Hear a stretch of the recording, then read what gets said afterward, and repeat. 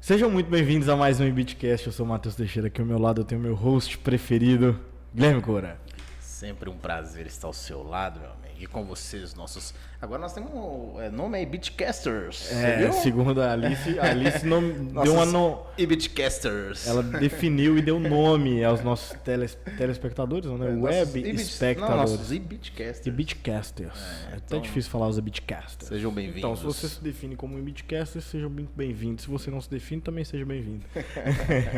Estamos começando mais um episódio do IBITcast e hoje a gente está propondo uma temática um pouco diferente. A gente quer saber se vocês vão gostar. Então, deixe o seu comentário, não agora, mas ao final do episódio. Fica até o final. Pode comentar agora também. Pode comentar agora também. Mas a nossa proposta aqui hoje é uma temática dentro desse episódio.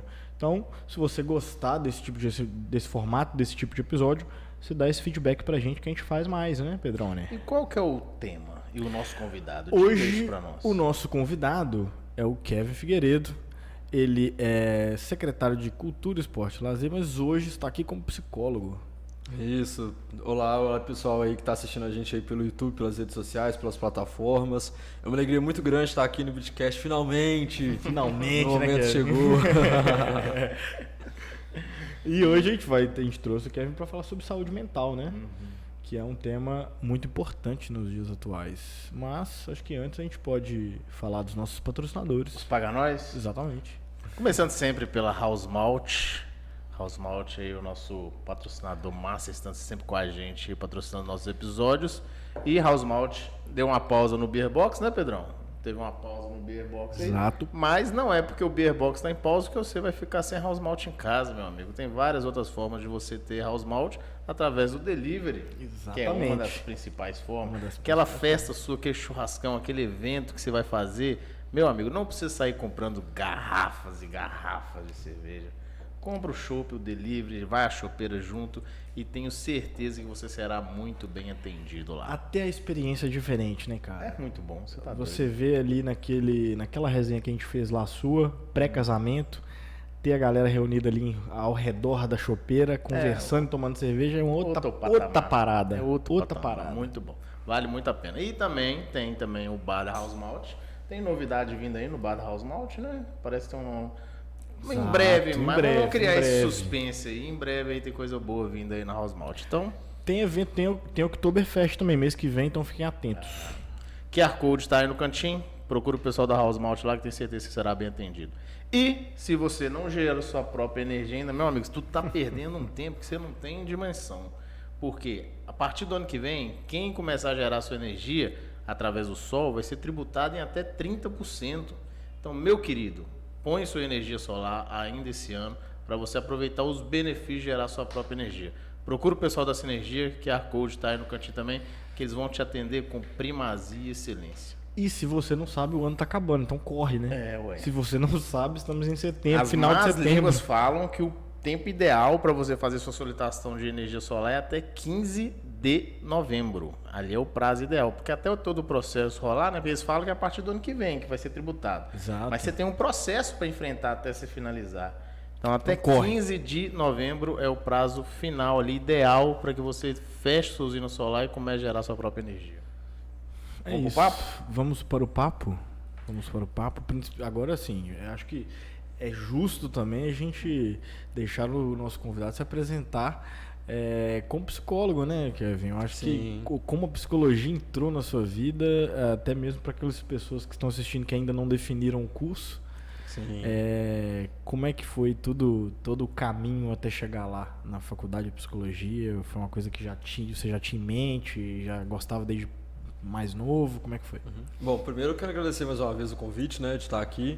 Valeu, É uma alegria muito grande poder vir para esse tipo de plataforma, né, que é um bate-papo muito descontraído e que a gente consegue aí deixar o nosso recado, a nossa mensagem de maneira ainda mais próxima com quem assiste, né?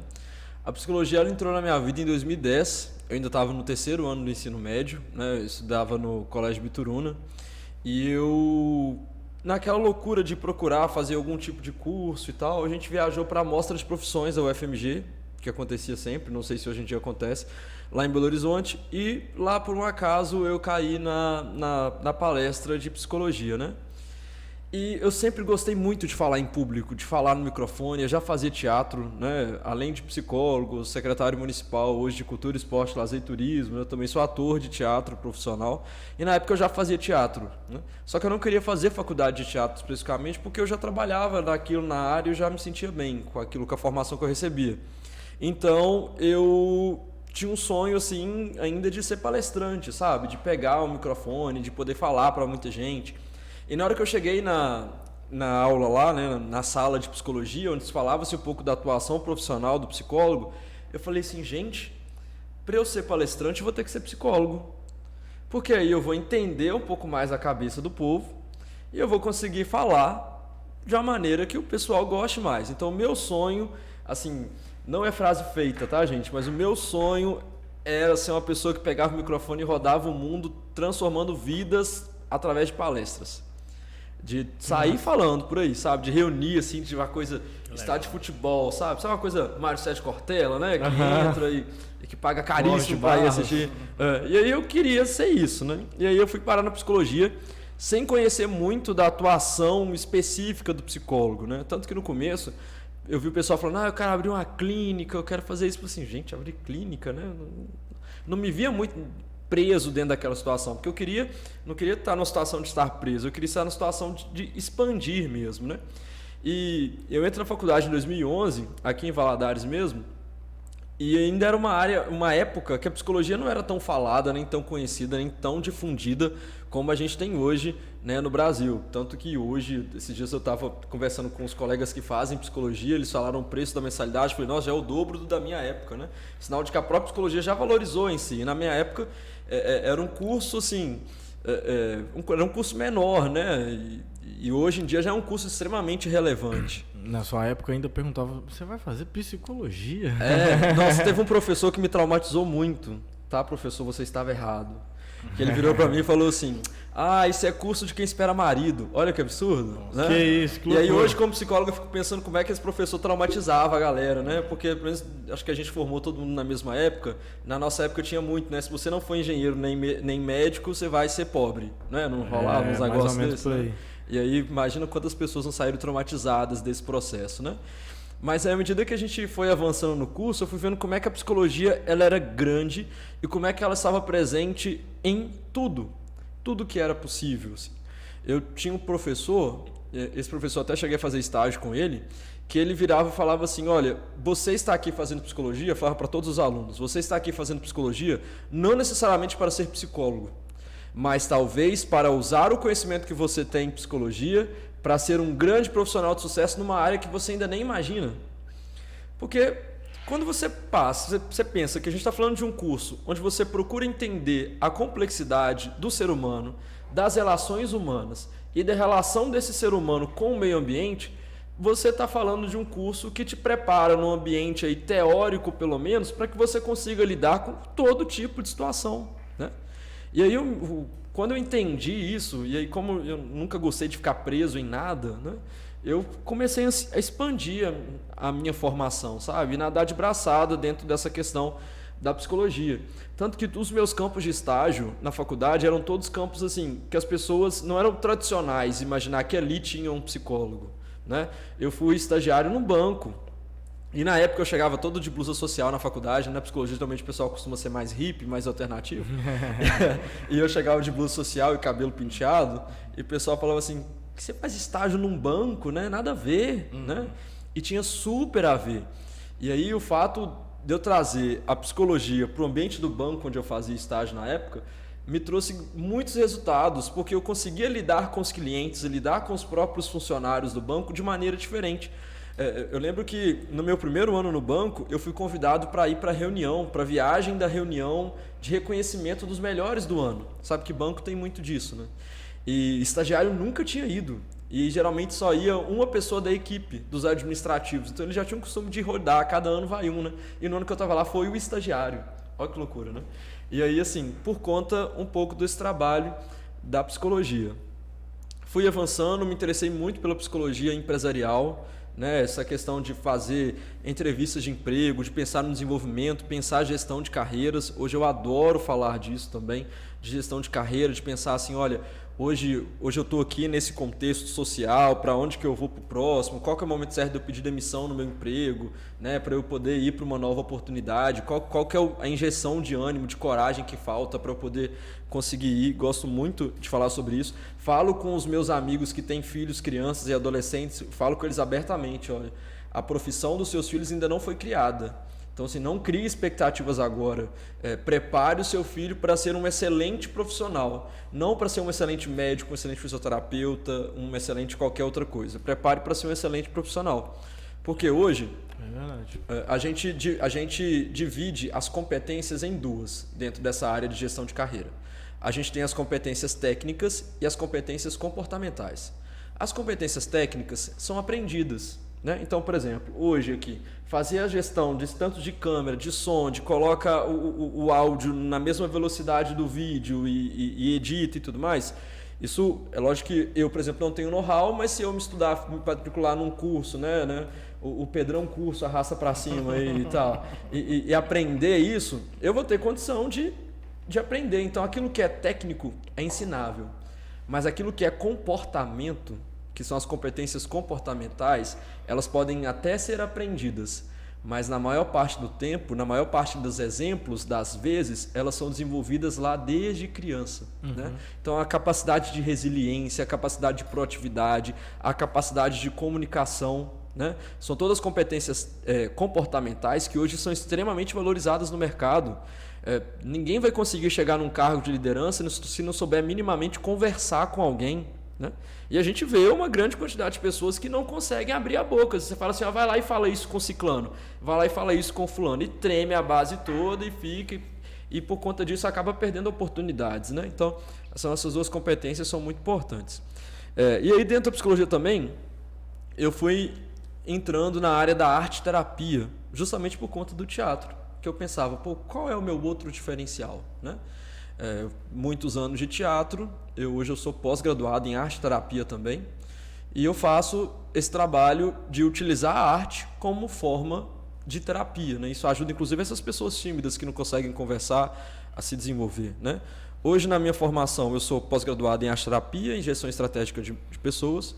Hoje eu faço mestrado em psicologia na Logos University de Miami, na Flórida. É um mestrado à distância, eu faço, mando os trabalhos e depois só vou lá para poder apresentar o TCC.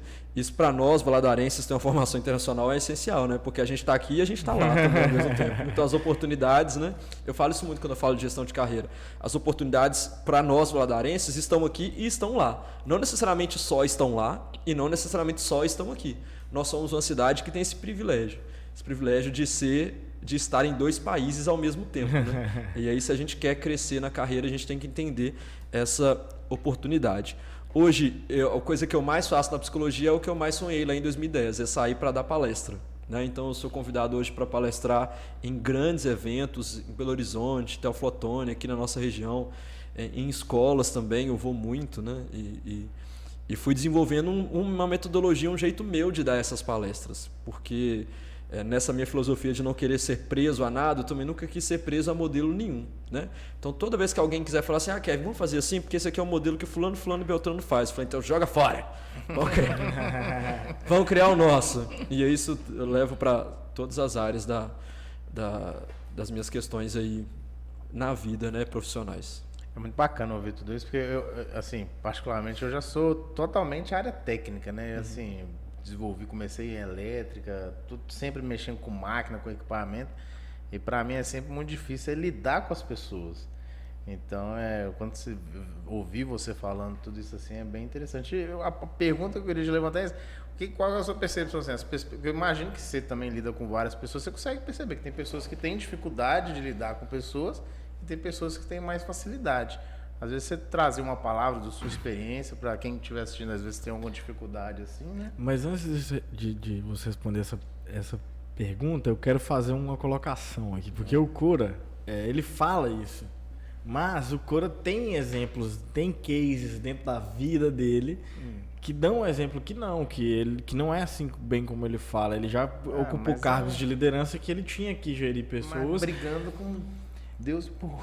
Mas às vezes tem, né? E que eu, assim, pelo menos a percepção que eu tenho de fora é que ele foi bem nos cargos, né? Eu fui gerido pelo Cora já umas 2 vezes aí. Você apresenta um dos maiores podcasts do leste de Minas e acha que tem problema de relacionar com pessoas? Pois é, tá vendo? E aí eu acho que entra inclusive no que eu iria responder ele, Matheus, que talvez já deu um bom gancho, que toda vez que a gente quiser analisar uma competência, a gente precisa ir na raiz dessa competência.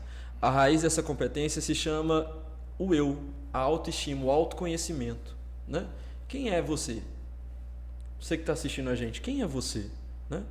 O que você gosta de fazer? O que você não gosta de fazer? Quando eu vou trabalhar com adolescente em escola, eu pergunto isso muito. Eu falo assim, quem é você? Ah, eu sou a fulana. Ah, que bom, fulana, tudo bem? Beleza. Por que você está aqui hoje? Por que você estuda nessa escola e não na outra? Ah, porque meu pai me colocou aqui. Ah, é porque seu pai te colocou aqui por quê? Ah, porque a gente mora nesse bairro. Como é que a sua família veio parar nesse bairro? Ah, não sei. Eu falei assim, e a sua avó, né? Por causa da sua avó, por que você veio parar aqui? Me fala o que você gosta. Aí eu gosto de funk. Ah, o que você não gosta? Eu não gosto de sertanejo. Então, você costuma ir em festas sertanejas? Ah, eu costumo. Por quê?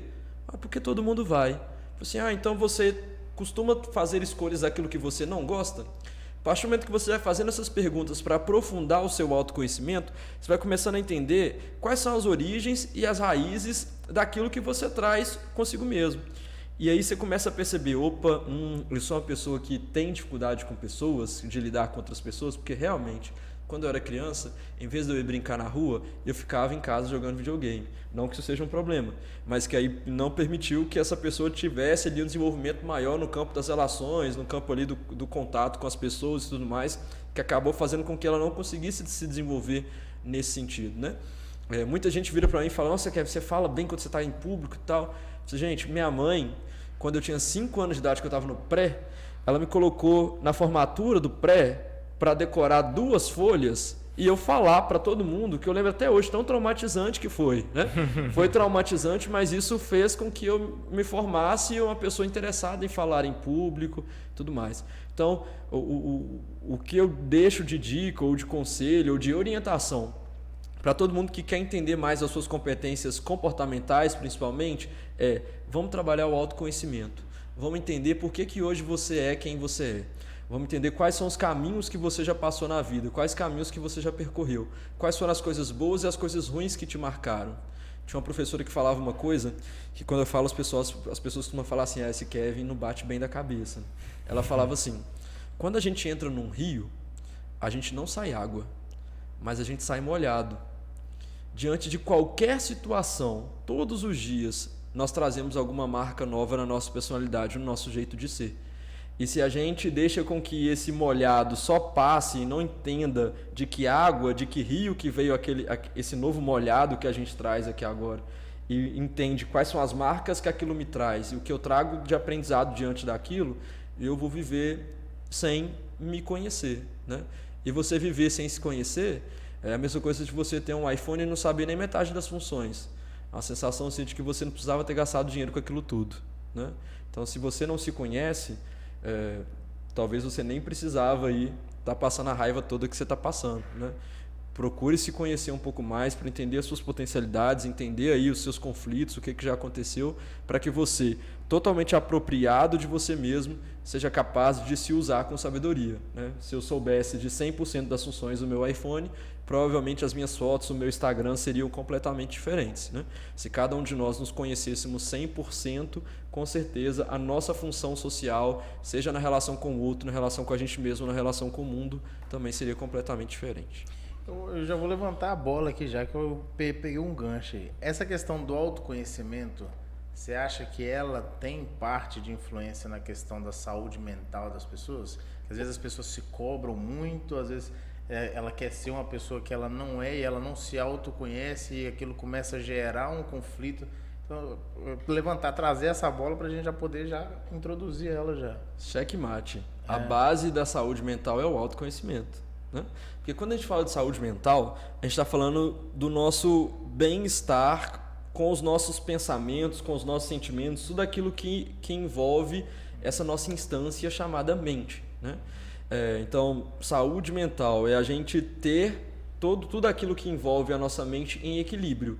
Não necessariamente é a gente estar bem ou a gente estar mal, né? Às vezes eu posso estar me sentindo ótimo, mas o meu equilíbrio ali das coisas que envolvem o que eu chamo de mente não estão tão bem assim, que não me permitem dizer que eu tenho uma saúde mental 100%, vamos colocar assim, né? E a base disso tudo é o autoconhecimento. Porque a cor da blusa que você enxerga, desse cinza que você está usando, é diferente do cinza que eu enxergo, né? As nossas percepções, os nossos sentidos são únicos. Então a nossa forma de experimentar o mundo é única. Isso rola muito quando o pessoal fala assim: eu sonhei com cobra, o que isso significa? Né? Significa nada. Significa porque você sonhou com cobra. Porque o que significa, não significa nada no sentido coletivo. Porque o que é cobra para você pode ser uma coisa, o que é cobra para mim pode ser outra completamente diferente. Então, se cobra para mim é algo extremamente bom, porque eu sou fã de Harry Potter e eu lembro da Sonserina, pode ser que a cobra ali signifique algo muito legal. Mas se cobra para você é o animal que foi amaldiçoado por Deus porque fez com que a mulher e o homem comessem o fruto proibido, então provavelmente a cobra ali vai significar algum tipo de transgressão, alguma coisa que você está vivendo.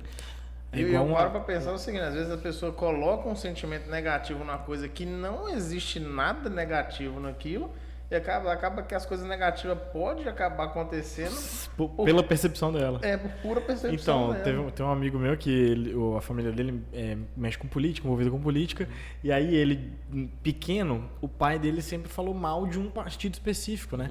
E aí ele cresceu com o pai dele falando mal daquele partido. E aí ele, depois de velho, o partido que ele estava apoiando os candidatos dele e tal, coligou com aquele partido que o pai dele sempre falou mal, né? E aí, vocês já podem imaginar que é o MDB, né? Que o pai dele sempre falou, porque o MDB que tá ali no centro, né? Aí ele vira pra mim numa conversa: cara, mas eu não consigo ficar à vontade, cara, porque eu não sei se é por causa da minha infância, que eu sempre via meu pai falar mal. Pra mim, soa muito ruim até as cores do partido, quando eu vejo os materiais, não sei o quê. Então é justamente essa percepção que ele tinha quando pequeno, que ele assimilava os caras lá como tipo inimigos, entendeu? Esse exemplo que você usou...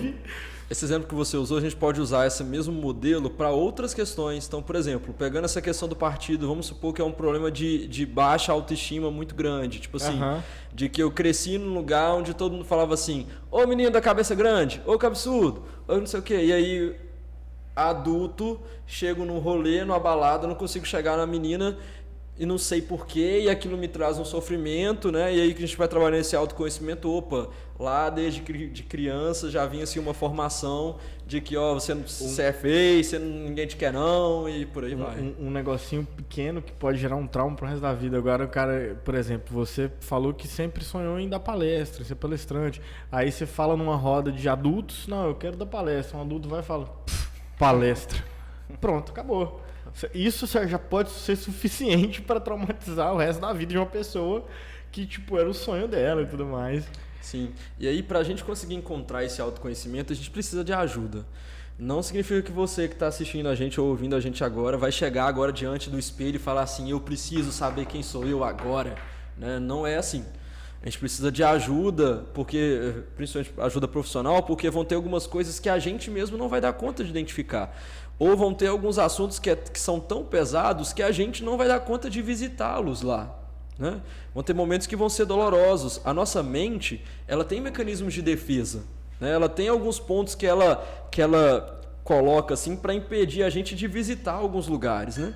Para mim, um filme que é extremamente lúdico, que fala assim, que tem um embasamento científico muito grande, que mostra um pouco do funcionamento dessa mente, é Divertidamente. Divertidamente, é muito bom. E agora vai ter o 2 aí, eu como fã de Disney já tô super empolgado com o 2. Nossa, muito bom, cara. E assim, principalmente agora a gente vai desenho, Disney?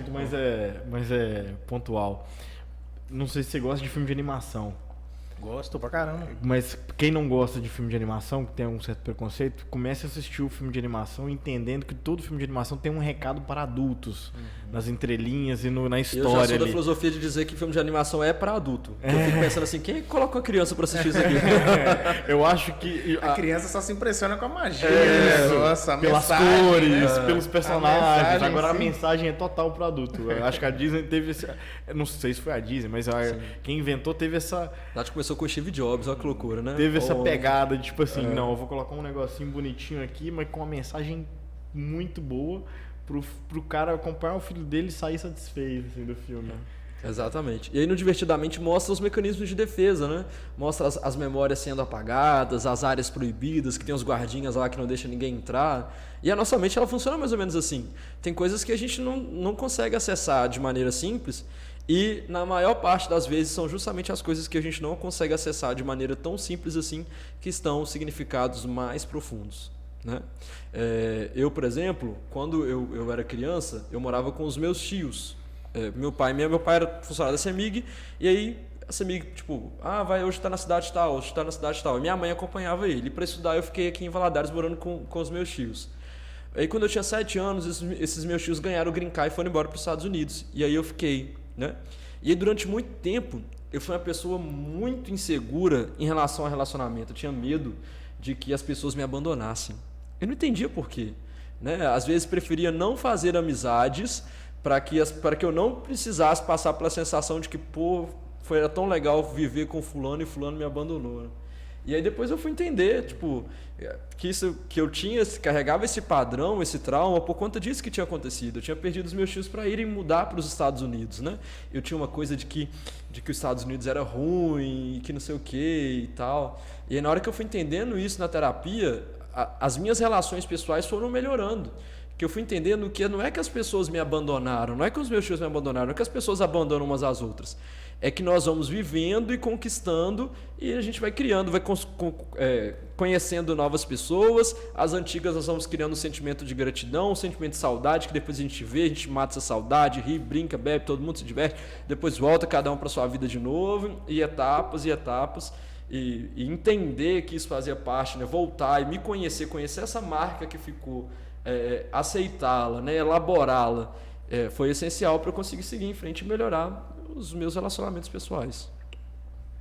Bacana. E eu acho que nós estamos numa época que, igual a gente estava falando nisso, né? O curso de psicologia cresceu, o próprio assunto é mais aceito.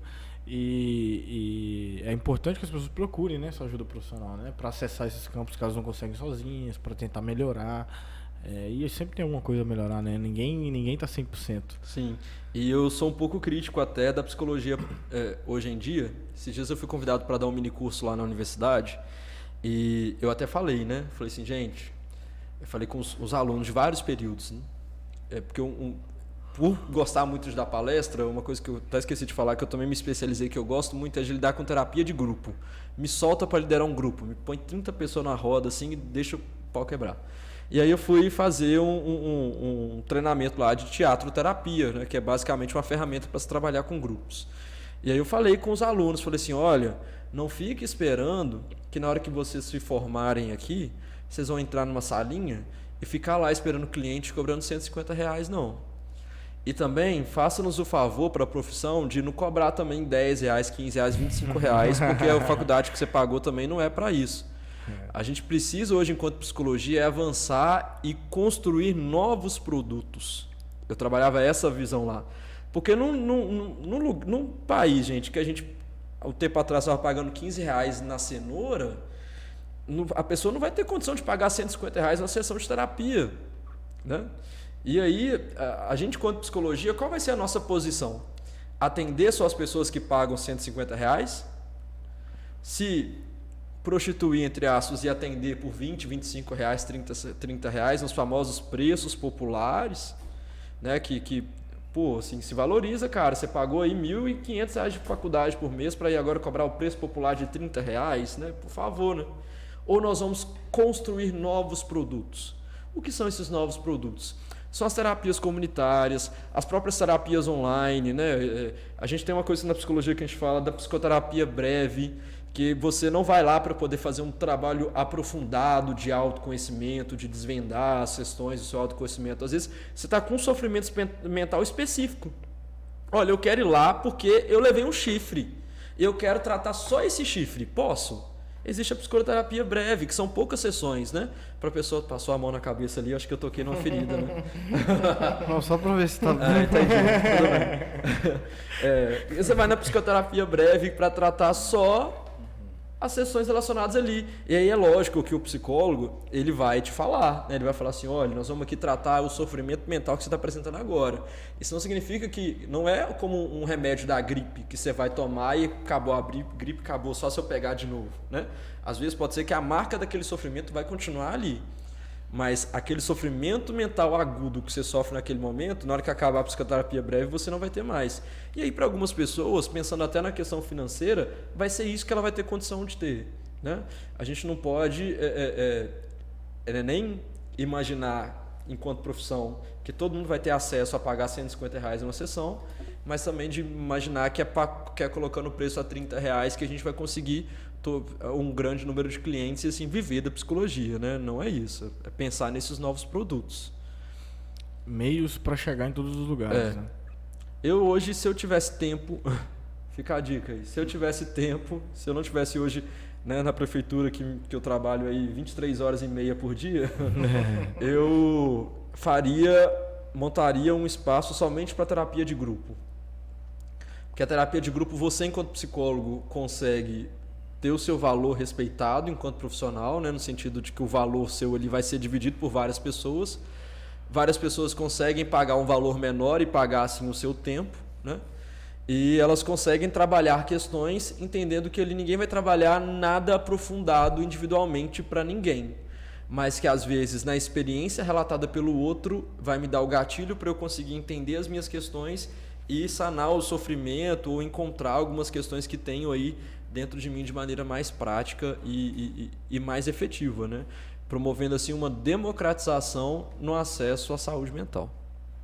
Vou pegar um gancho aqui que já você falou, trabalha 23 horas e meia, eu ia até fazer essa brincadeira, né? Que seu dia deve ter 48 horas, pelo tanto de coisa que você faz, eu fico imaginando que seu dia é um pouco mais longo que o nosso, ou então você é um pouco mais rápido que a gente.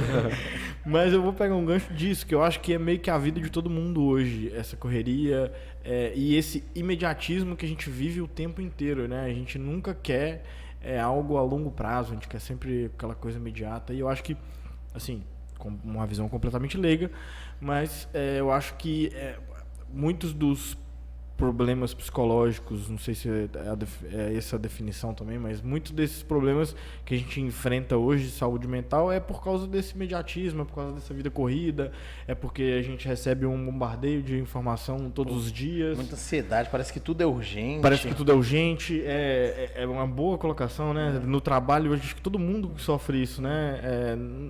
Tudo é urgente, não tem nada que pode esperar, e enfim. E aí, eu quero entender assim. Eu esqueci qual é a pergunta. Tá vendo? Acho que eu captei. Isso é um problema. Né? Do imediatismo. Isso é uma defesa, é um mecanismo de defesa. Imediatamente você esqueceu. Mas eu acho que eu captei o que você quis dizer. No sentido assim, de como é que os efeitos da modernidade hoje têm feito com que a nossa percepção de que existem muito mais pessoas com problemas em relação à saúde mental do que antes, né? Sem dúvidas. O que a modernidade tem formado, a forma como a modernidade tem formado os nossos estilos de vida, podem fazer com que, se nós não estivermos preparados para essa modernidade, que a gente acabe ficando susceptível a mais tipos de sofrimento mental, né? Então, por exemplo, se eu fazer mais um relato meu, pessoal, o WhatsApp para mim é algo extremamente invasivo, né? Mas eu preciso trabalhar com o WhatsApp. Mas aí as pessoas me mandam mensagem 24 horas por dia e às vezes eu tenho a sensação de que meu celular acabar a bateria, quando eu ligar de novo, sei lá, vai ter caído uma outra bomba, né?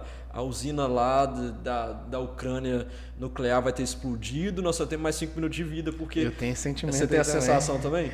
Porque aí a modernidade vai criando uma sensação, o WhatsApp ele é muito responsável por isso também, cria uma sensação de que o outro ele está a segundos de pegar o celular e responder, sendo que a gente às vezes não imagina que a pessoa está no banheiro com dor de barriga, né? E está tudo bem, né? E tudo mais. Por isso que essa questão do autoconhecimento é muito importante, porque a gente começa a entender como é que eu lido diante desse tipo de questão, né? Então, se eu sei que o WhatsApp é um ponto fraco meu, eu crio uma alternativa para que eu não fique susceptível e acabe gerando algum tipo de sofrimento em relação a isso. Então, vou usar meu exemplo novamente. O que eu fiz? Hoje, assim que a pessoa me chama no WhatsApp, imediato ela recebe uma mensagem automática. E nessa mensagem automática eu falo com ela, olha, eu recebi sua mensagem, muito obrigado, mas minha vida, infelizmente, é muito corrida. Daqui a pouco eu vou te responder. Se for algo extremamente urgente, ligue para o fulano de tal que cuida disso, disso, disso para mim. Ligue para a ciclana que cuida disso, disso para mim. Não conseguiu falar, mande um e-mail para o lugar tal. Então a maioria das pessoas depois, na hora que eu vou ver, elas respondem. Elas falam assim, muito obrigado. Ou então elas ligam para as pessoas que eu indico. E aí são pessoas que não têm a mesma rotina que eu, que trabalham comigo, mas numa velocidade muito menor, né? E aí conseguem atender e dar atenção para essas pessoas. Então assim eu consegui diminuir bastante a minha tensão com o WhatsApp. Porque era muito assim, a pessoa mandava mensagem, às vezes eu estava numa reunião, aí depois a pessoa começava a mandar várias interrogações, nossa, aquilo me matava, porque dava a sensação de que eu não estava disponível naquele momento. Mas eu só consegui encontrar essa alternativa porque eu, trabalhando o autoconhecimento, eu identifiquei que aquilo para mim era um problema. Porque se você não se conhece a esse ponto, talvez você comece a entrar num ciclo de ansiedade, de síndrome do pânico e simplesmente sem entender o motivo, né? Essa pessoa vai falar assim, o que aconteceu? Eu não sei.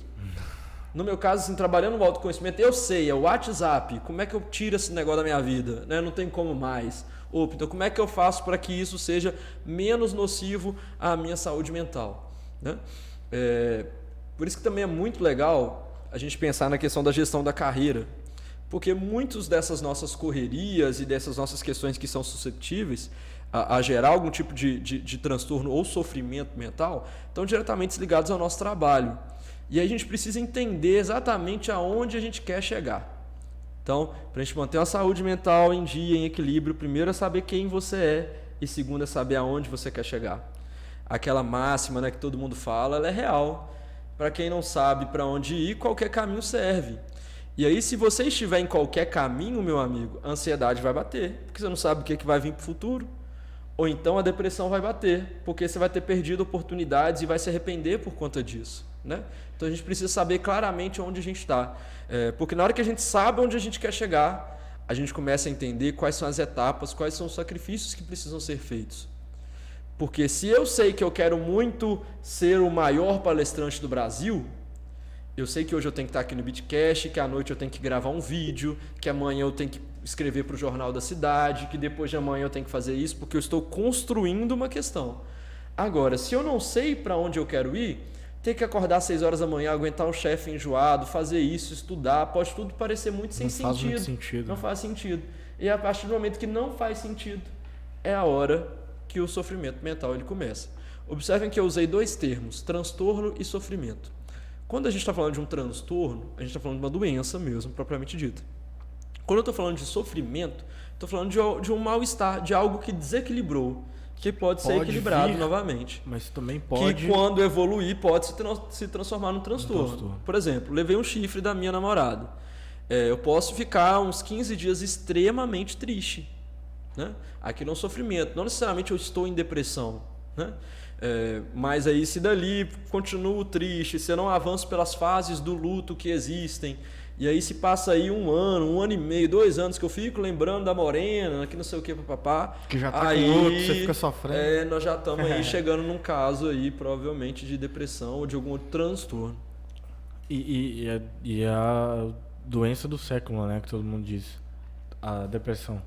Mas como que a gente consegue diferenciar uma depressão de uma ansiedade, por exemplo? A depressão e a ansiedade são as questões que geram mais interesse no público, né? E toda vez que eu posto um vídeo sobre esses 2 assuntos, são os que têm mais visualizações.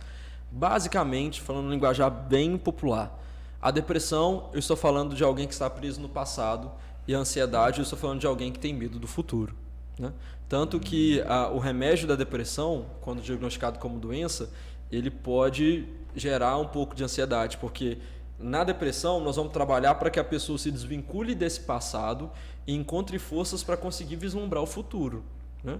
E na ansiedade eu vou fazer com que essa pessoa aprenda que o futuro só existe porque hoje é hoje.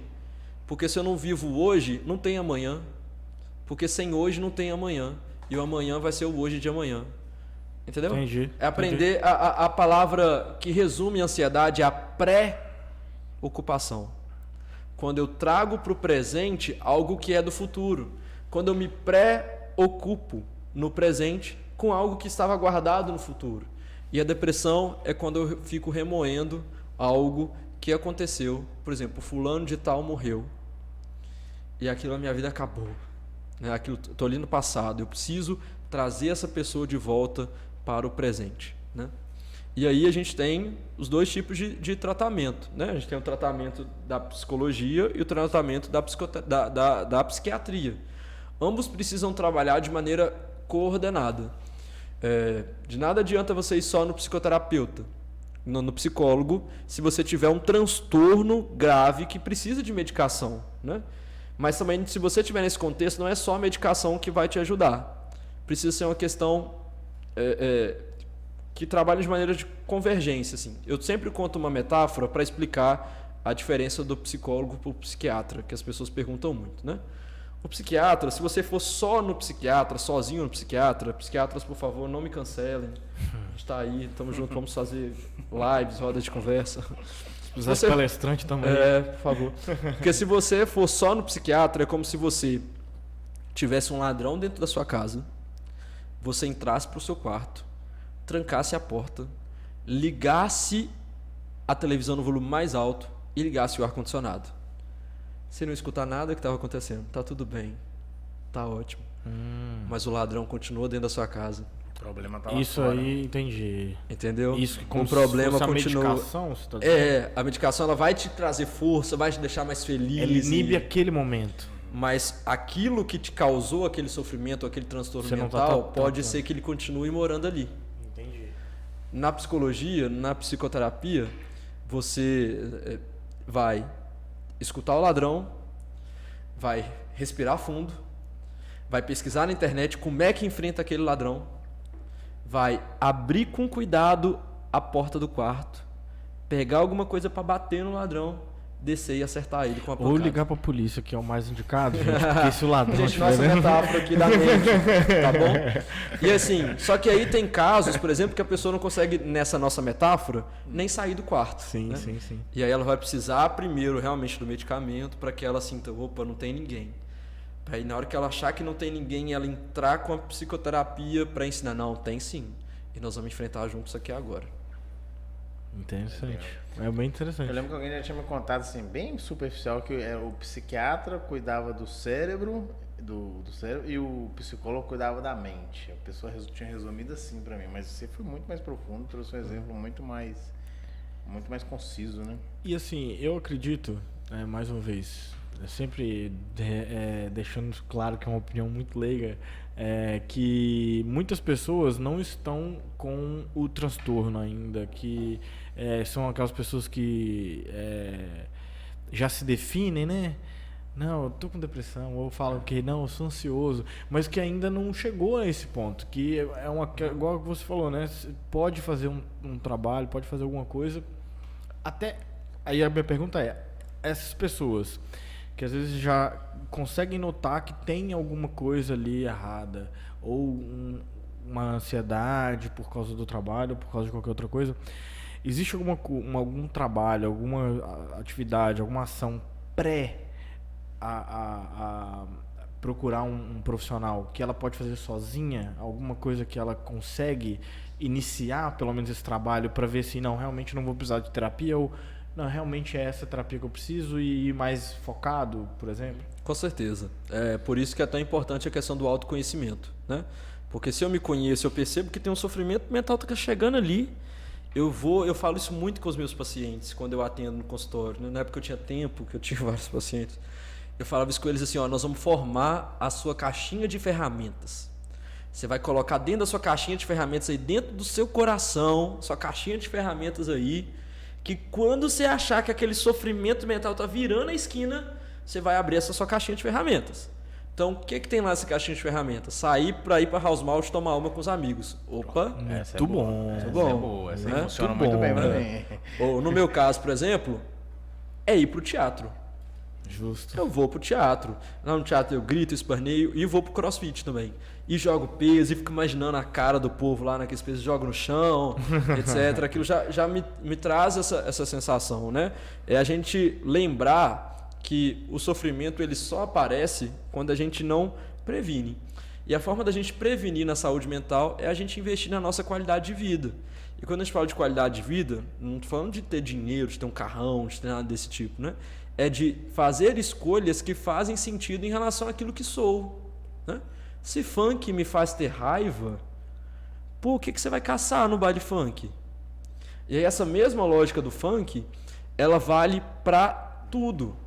Se eu sei que me submeter a certas questões me fazem mal, eu vou caçar o que lá? Por que eu vou me submeter a isso? Ah, é porque eu não consigo falar não. Opa, leva isso para você trabalhar lá e entender qual que é a raiz desse não que você não consegue falar, né? Tem um filósofo que ele fala que o capeta, não é o inferno, não é um lugar que tem um capeta lá com tridente falando vem em mim e tal, né? Que é a opinião do outro. Porque às vezes a opinião do outro nos limita, né? E se a gente não tiver muito claro quem a gente acaba sendo limitado pela opinião do outro e não consegue fazer esse trabalho de cuidar da gente mesmo, né? Então, pô, já sabe que esse tipo de situação não te faz bem? Some. Como diria a grande filósofa moderna Ana Maria Braga, né? Ao menor sinal de desinteresse, suma, né? Se conviver com pessoas que não te dão importância, te fazem mal, você está fazendo o que ali? Ah, sou dependente delas. Leva isso então para uma terapia. Seja para uma terapia de grupo, seja para uma psicoterapia breve, seja para uma análise, seja para uma terapia tradicional, não importa qual seja a forma, né? Com um profissional formado, com CRP e tudo mais, por favor. Mas não ignore isso. Então, você abriu um gancho muito bom aí, que eu já estava pensando em fazer essa pergunta. Coach é uma saída? É uma opção? Os coaches, Polêmica. Não é polêmica não. Até porque o meu grande sonho é ser palestrante, né? Então, assim, as pessoas quando falam assim, quando eu falo assim, eu sou palestrante, eu falo assim, você é coach? Eu falo assim, não, um pouquinho mais, eu sou psicólogo. Não estou... Meu Deus, o que eu falei? Não estou desmerecendo, não. É porque, assim, são formações diferentes, né? Sim, sim. Eu falo que o coach ele vai fazer um trabalho que é essencial para a psicologia. O coach ele faz um trabalho de sensibilização. O problema está em nós, ao usarmos o serviço do coach, achar que o serviço dele é finalístico nele mesmo. Então... O que não é. E vocês coaches concordam comigo. Que vocês fazem esse trabalho de sensibilização, eles provocam. Então quando você vê um cara entrando numa live 6 horas da manhã e falando que você é o leão, que vai enfrentar todos os problemas, não sei o que, aquilo ele está te sensibilizando. Ele não está falando que você vai acordar todo dia falando que é o leão. Ele vai te sensibilizar para conseguir ter força para trabalhar tudo isso, trabalhar o seu autoconhecimento, trabalhar a sua vontade de ter mais qualidade de vida. E assim, caso ainda necessário, procure uma ajuda, um atendimento. Uma experiência minha, eu já fiz sessão de coach e presencial, e aí uma coisa que o próprio coach me falou, e aí eu acho que me senti até mais seguro, é que falou, olha, certos lugares da sua mente eu não consigo acessar. Se você tiver mais dificuldade nisso que a gente está falando agora, procura um profissional da psicologia. Ele sensibiliza. E aí, para algumas pessoas vai ser só isso necessário e tá tudo bem, né? Nós temos vaga para todo mundo no mercado, né? Eu penso. E aí às vezes o psicólogo fica assim, né? Mas é porque o coach cobra R$5.000, 10 sessões e eu tenho que cobrar 30. Pra mim não é o coach que tá errado não, meu filho, é você, besta. Né? Pô, se o cara que tem muito menos formação que você cobra 5.000 e você tá cobrando 30, o problema não é o cara que cobra 5.000, né? Acho que o problema é você que cobra 30. Né? A gente tem que ter essa noção, assim. E aí eu tenho vários amigos coaches, eu falo isso, né? Assim, vocês promovem uma questão de sensibilização. E às vezes vocês vão sensibilizar áreas que nem vocês mesmos vão dar conta. Uhum. E aí que a gente entra como psicólogo, né? Nessa questão. Já fui cancelado pelos psiquiatras e pelos coaches hoje. Qual que é o próximo? Vamos pro próximo. Mas já levantando uma próxima pauta aqui, eu penso a pessoa que às vezes já está numa situação de depressão, de ansiedade, às vezes está precisando procurar. Quais são as opções de tratamento que existe assim, hoje? Sim. Então vamos pegar então a pessoa que está começando a ver o sofrimento mental que tem um pouco a ver com o transtorno de depressão. O que essa pessoa vai começar a sentir? Começar a sentir uma falta de tesão nas coisas, vai perder a vontade de se arrumar, perder a vontade de fazer coisas que ela adorava fazer, vai começar a preferir ficar mais nela mesmo, né? E aí depois ela não vai querer mais cortar o cabelo, não vai mais fazer a barba, né? Isso é o começo. E daí, à medida que vai aprofundando, aí chega no nível que aí a gente tem um transtorno da depressão. Kevin, qual que é o limiar que marca o sofrimento e o transtorno? O CID, que é o Código Internacional de Doenças. Lá ele define o que é a depressão e fala, a pessoa para ter depressão tem que ter esses sintomas aqui. Pá. Então teve todos esses sintomas, o CID é F, isso aí é depressão. Então se a pessoa já estiver num ponto que ela já está prostrada, que ela já não encontra mais energia, ela precisa ir no psiquiatra para tomar esse remedinho para ela conseguir ter a força de enfrentar esse ladrão e ir no psicólogo para aprender como é que ela enfrenta esse ladrão que está dentro da casa dela. Eu estou só sentindo e tal. Vale a pena você procurar um psicólogo para começar ali um trabalho. Às vezes explica para o psicólogo que você às vezes não tem condição de fazer um tratamento muito longo, que você queria ver se tem a possibilidade de ser algo mais específico. Ou se você ouvir falar de algum tratamento, de algum grupo terapêutico que esteja acontecendo na cidade, né, uma terapia de grupo, participe, se você está só nesse começo, né? Porque ali já pode ser um ponto de você conseguir sair disso tudo. Eu tenho tentado ensaiar já faz um tempo e lançar um grupo terapêutico nesse sentido, sabe? Principalmente para jovem, que eu gosto muito de trabalhar com juventude. Se der tempo aí, quem sabe, até o final do ano a gente consiga lançar. Mas basicamente é isso. Mas aí essa sua pergunta tem uma outra pergunta escondida, que muita gente me questiona às vezes quando eu estou falando sobre esse assunto, que é a palavrinha mágica chamada política pública. Onde está a política pública da saúde mental? Né? Até agora, nesse período eleitoral, eu tenho visto muitos candidatos procurar saber o que os candidatos têm falado sobre isso. Né? Tem um ou dois, se não me engano, que falam de criar a Secretaria Nacional da Saúde Mental. Eu falei assim, opa, já é um início.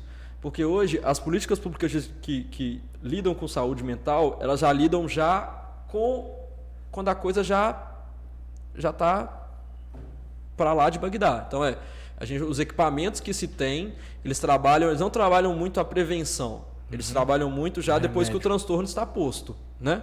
As ações que existem de prevenção hoje, que é o grupo, que são os trabalhos do NASF, por exemplo, eles são muito direcionados a algumas populações específicas. Não existe o grupo na política pública que você está começando a ter esse sofrimento que você pode procurar. Por exemplo, sabe, se você for no posto de saúde falar isso com o médico, ele não vai ter para onde te direcionar para um serviço de saúde que comece esse tipo de coisa. Os serviços de saúde que existem, eles trabalham depois já, é no CAPS-AD, né? Depois que a pessoa já está viciada no álcool e droga. É o SERSAM, é depois que o transtorno já tá definido. Né? Não tem ali o núcleo de promoção da qualidade de vida. Pensa, não? Uma excelente política pública, tá, senhores candidatos? Né? Eu vou propor aqui a criação do núcleo de promoção da qualidade de vida, onde você vai ter ali um trabalho multiprofissional, vão ter vários grupos, várias ações que envolvem aí cultura, que envolve esporte, que envolve saúde, que envolve assistência social, para fazer com que as pessoas que passarem por esse núcleo possam encontrar aí alguma alternativa para conseguir não deixar chegar a esse ponto, né? Então a gente, como política pública no Brasil, a gente ainda precisa avançar muito quando o assunto é saúde mental, porque se você hoje só está nessa tristeza profunda, nesse sofrimento, que ainda não virou uma depressão, for ao serviço de saúde procurar atendimento, procurar ajuda, você não vai encontrar, porque esse serviço não existe na política pública. E é uma ação relativamente barata, né? Para o poder de prevenção. A prevenção sempre é barata, né? Aquela coisa que eu falo agora com o secretário, investir no esporte é sempre muito bom, porque você economiza dinheiro na saúde. Tem uma máxima que a gente escuta, que a cada R$1 que você não gasta na prevenção, você gasta 4 vezes mais no remédio. No remédio. Dizem que essa é a conta. A prevenção é sempre muito mais barata. Mesmo que não seja uma conta exata, eu acho que é uma expressão muito boa para a gente entender como funciona, né? Mas eu tenho uma experiência muito grande de que se essa iniciativa não vier do governo federal, no caso que é o nosso maior aí que pensa as políticas públicas, isso vai vir de baixo para cima da iniciativa privada. Participei de um evento do Sebrae recentemente em Foz do Iguaçu, onde se falou muito sobre ESG. Eu não tinha ouvido falar desse assunto ainda, nem sabia que estava tão grande assim, né? E o ESG ele discute a questão da responsabilidade social das empresas. E aí... ESG? ESG. Hoje já tem pós-graduação em ESG. Lá no Rock in Rio já tinha... Eu não sei exatamente o que significa as siglas. Qualquer coisa pesquisa aí para nós, Pedrão, para você dar a dica para nós. Mas eu não sei exatamente o que significa a sigla, mas o trabalho do núcleo de ESG é garantir qual é a responsabilidade social dessa empresa. O que essa empresa faz para a promoção da vida, tanto em ecologia quanto na questão social. Qual que é? Olha lá. É governança... É porque tá em inglês, né? Vai lá, Cora, você é o nosso bilíngue.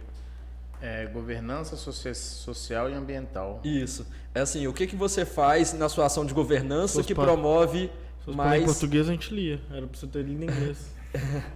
Tô brincando, vou continuar. Por exemplo, o que você, enquanto em grande empresa, faz na governança dos seus colaboradores que garantem a ele mais qualidade de vida? Aí já faz uma interface agora com a minha área, secretário de turismo. Né? O turismo, os nômades digitais têm crescido demais. Aquela lógica agora com 5G, de que você pode trabalhar daqui, mas você também pode trabalhar de Nova York. Né? E amanhã eu posso estar na França. Né? E aí as empresas que já começam a trabalhar isso com seus funcionários começam a ter destaque no mercado, começam a ter mais valor, começam a fazer mais sentido. Aquelas que geram mais a questão do fator ambiental, né? O que a sua empresa tem feito pelo meio ambiente? O que a sua empresa tem feito pela questão racial? O que a sua empresa tem feito pela questão da diversidade de gênero? Está mais do que comprovado de que empresas que levantam essa pauta, elas têm muito mais clientes e mais desenvolvimento econômico. Então, através da iniciativa privada e numa pressão do mercado, vai acabando provocando uma mudança no sentido das pessoas, que os grandes profissionais... Daqui a uns anos, com o currículo que vocês dois têm, por exemplo, já ter apresentado um grande podcast de tudo que vocês já trabalharam, se chegar uma empresa que é assim, você vai entrar lá 8 horas da manhã, vai sair às 18, vai entregar isso para mim, e outra que vai falar, olha, você vai trabalhar de casa, a gente vai te dar esse suporte, tá? Você tem essa questão da qualidade de vida, a gente vai plantar uma árvore a cada resultado que você entregar, né? E aí a gente ainda patrocina projetos culturais e promove o empoderamento de jovens que hoje estão na favela. Os melhores profissionais vão para essas empresas, né? Então as empresas vão cada vez mais querer se adaptar para que esses melhores profissionais estejam lá, né? E aí acaba já caindo no outro assunto que eu gosto muito, que é a questão da gestão das carreiras, né? Às vezes as pessoas olham para mim e falam assim, nossa, mas você é muito novo para estar no carro que você está. Não, eu falo com eles assim, não, é que o mercado mudou e que você não percebeu. Hoje eu estou onde eu deveria estar.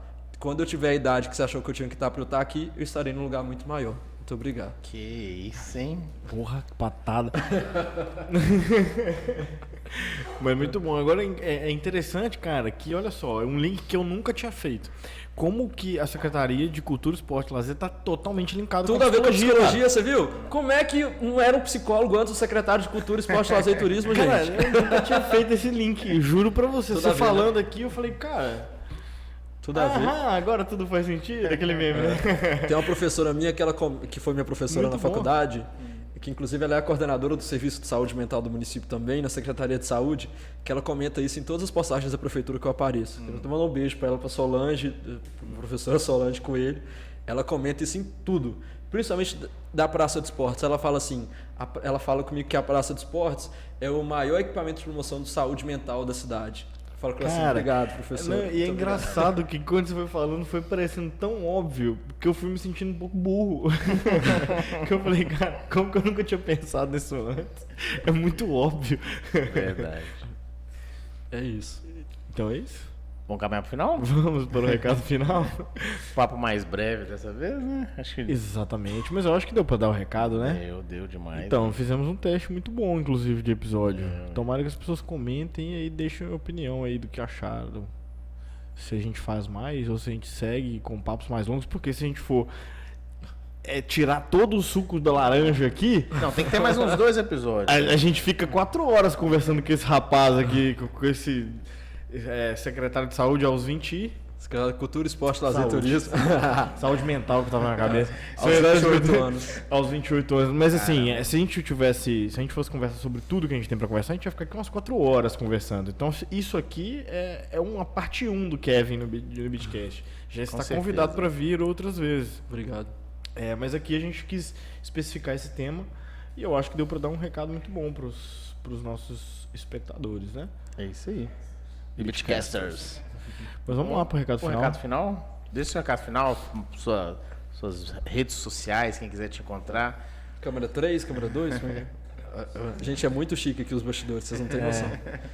Gente, é isso, assim, espero que tenha sido, que vocês tenham gostado tanto quanto que eu gostei de estar aqui. Eu acho que foi um bate-papo muito, muito, muito agradável, né? Eu entrei na psicologia aí há 12 anos atrás, querendo transformar o mundo, né?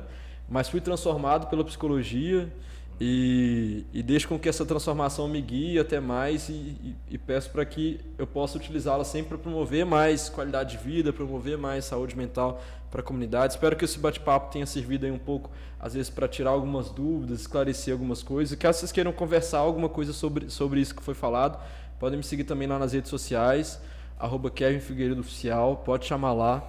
Eu também posto uns videozinhos com reflexões psicológicas uma vez por semana, né, uns vídeos curtos.